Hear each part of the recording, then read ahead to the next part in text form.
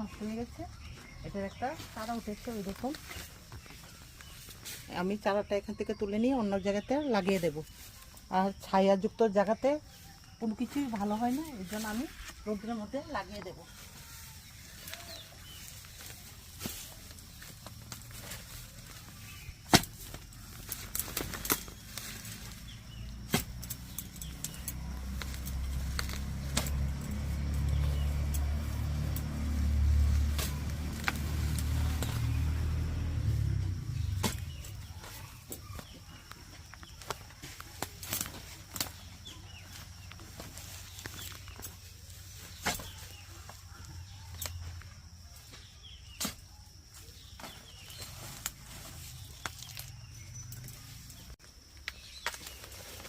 এই দেখুন কত সুন্দর করে উঠে গেছে শিকড়টা, আমি লাগাতে দেখাবো।